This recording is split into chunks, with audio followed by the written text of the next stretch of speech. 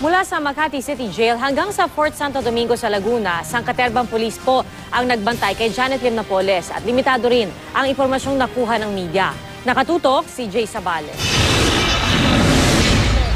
Magdamag, paikot-ikot ang mga pulis sa Makati City Jail kagabi. Alas 3:30 ng madaling araw, lumabas ang mga tauhan ng Special Action Force. Pinatabi ang mga nag-aabang na tao at media. Pagkatapos, sinalubong nila ang isang papasok na convoy na may mga police escort.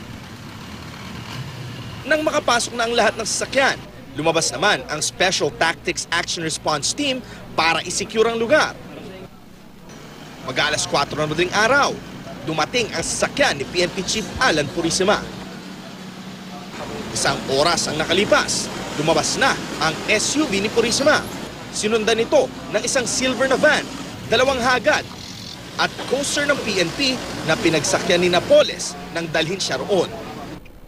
Maya-maya pa, may lumabas ulit na convoy. Sumatotal, 3 convoy ang umalis papuntang Fort Santo Domingo sa Santa Rosa, Laguna. Ang mga naunang sasakyan, hataw sa highway. Ang 2 sumunod na convoy, katamtaman lang ang takbo.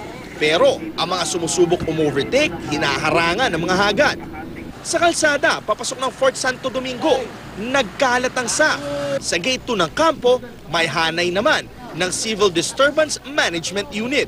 Ang mga convoy, dire-diretso sa loob ng kampo, habang ang mga sumunod na mga taga-media hanggang gate 1 lang. Kaya, di tiyak kung saan nga ba talaga nakasakay si Napoles. I would like to inform you that Ms. Janet Napoles is now with the Special Action Force dito sa loob, sa detention. She was transferred at 6:20 this morning from Makati City Jail. Nang mag-usisa pa ang media sa iba pang detalye ng naging paglipat. Of course, we can assure her security. Kaya I hope na maintindihan ng ating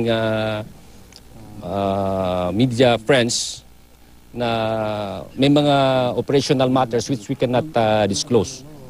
Mula rito sa Fort Santo Domingo sa Santa Rosa, Laguna, Jay Sabale, nakatutok 24 oras.